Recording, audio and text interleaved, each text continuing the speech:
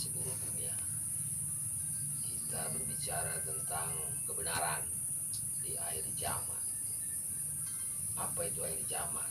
Akhir zaman adalah suatu proses iman yang dilakukan oleh Allah terhadap umat manusia di bumi. Di dalam proses akhir zaman itu beberapa tanda-tanda di langit dan di bumi terjadi, dan kita sudah bisa saksikan di seluruh dunia. Salah satunya adalah adanya penyakit, adanya bencana alam, manusia melakukan kejahatan sosial, antara lain narkoba, prostitusi bebas, sara, perpecahan antara umat, antara bangsa, antara manusia.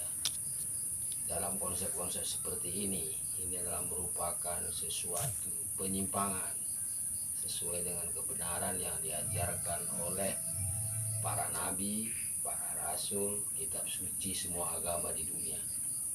Kita sebagai manusia harus berada pada titik kebenaran itu.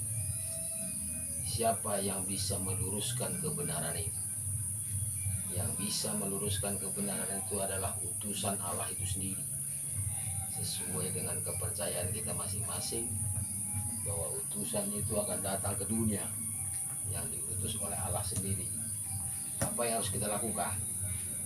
Kita harus berpijak pada satu kebenaran dalam kehidupan ini. Maka kita diharapkan mengikuti perintah ajaran-ajaran yang disampaikan oleh utusan Allah di akhir zaman. Apakah manusia mau selamat?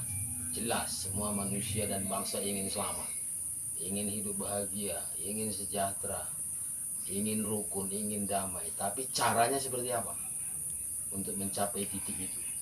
Karena kalau kita hanya merumuskan sendiri tanpa ada pendampingan roh Allah, yang dikatakan roh Tuhan dengan kekuatan yang ada bersama dengan utusan itu, yaitu roh kebenaran dan malaikat sendiri yang turun ke dunia, manusia tidak akan bisa keluar dari titik gelap yang terjadi saat ini di dunia. Kita sebagai manusia yang beriman, bukan beragama, karena beriman itu yang penting. Banyak manusia di dunia beragama tapi tidak beriman. Kita mencari titik kebenaran itu dengan beriman. Apa itu beriman? Melaksanakan perintah Tuhan dan menjauhi seluruh larangannya. Itulah kebenaran. Jadi bukan semau kita sendiri, atau kita menambahi isi Al-Quran, isi Injil, mengurangi. Itu tidak benar.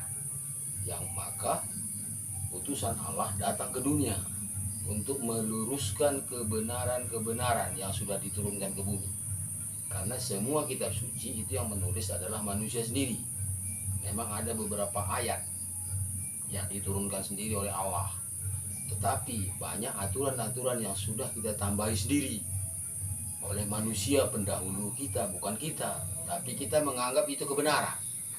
Padahal kebenaran itu hanya ada pada satu titik, yaitu Allah sendiri. Nah, mari seluruh manusia di muka bumi ini, apakah kita ingin masuk surga? Surga itu ada, dan surga neraka udah disiapkan oleh Allah sendiri. Kita tentunya ingin masuk ke dalam kerajaan Allah di akhir zaman, baik yang hidup maupun yang mati. Tetapi untuk masuk ke dalam kerajaan Allah itu melalui proses. Proses yang pertama beriman, yang kedua dihakimi dari dosa-dosa yang kita perbuat. Nah, apakah kita bisa melepas dosa kita sebagai manusia beriman? Tidak bisa. Yang bisa melepas dosa manusia itu hanya Tuhan, utusan Allah sendiri. Hanya itu yang bisa melepas dosa manusia. Sekarang saudara, dimanapun berada di muka bumi ini, apakah saudara bisa melepas dosa Anda sendiri? Tidak bisa. Maka Tuhan mengajarkan 4 pilar kehidupan manusia.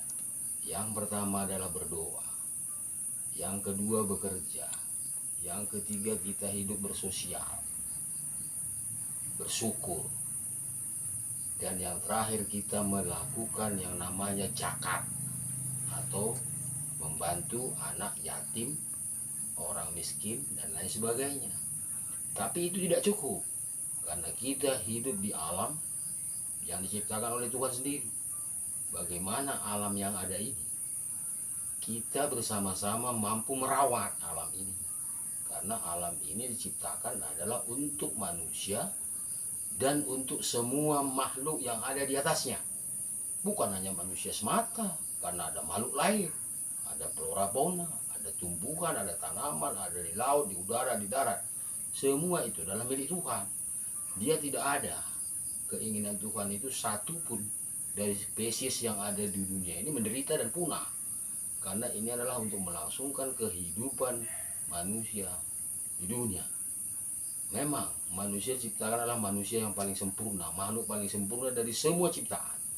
Tapi apakah kita sekarang menjadi makhluk yang paling sempurna? Kalau kita merusak alam, merusak flora fauna, merusak tanah yang sudah bagus, merusak manusia sendiri, membunuh manusia, meracuni manusia dengan cara-cara yang tidak kita sadari.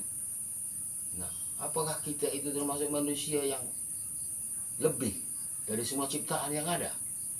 Ataukah sebaliknya kita akan menjadi orang-orang yang murka di hadapan Allah? Nah, maka kita sebagai manusia di dalam kehidupan ini, bukan harta, bukan jabatan yang paling dicari dalam hidup ini, tapi adalah keselamatan umat, keselamatan diri kita, keluarga kita. Jadi apa yang dikatakan oleh para rasul, nabi, utusan-utusan Allah di dunia, itu sudah beribu-ribu tahun yang lalu disampaikan kepada seluruh manusia di dunia ini. Tapi kita merasa kadang-kadang kita yang lebih pintar dari mereka. Padahal apa yang kita katakan, yang kita pikirkan belum tentu berkenan di hadapan Allah. Maka saya harapkan saudara yang berada dan mendengar omongan ini, pembicaraan ini, karena ini pembicaraan ini datangnya dari Roh Allah sendiri. Bagaimana Roh itu bisa berbicara di bawah kolong langit ini? Tidak ada manusia yang hebat di hadapan Allah kecuali manusia yang beriman dalam kebenaran. Mari kita songsong kebenaran itu, hidup dalam kedamaian, jauhkan pikiran yang tidak benar. Kalau memang saudara tidak pantas duduk di jabatan itu dan orang tidak suka dengan Anda, berarti ada sesuatu yang nggak benar.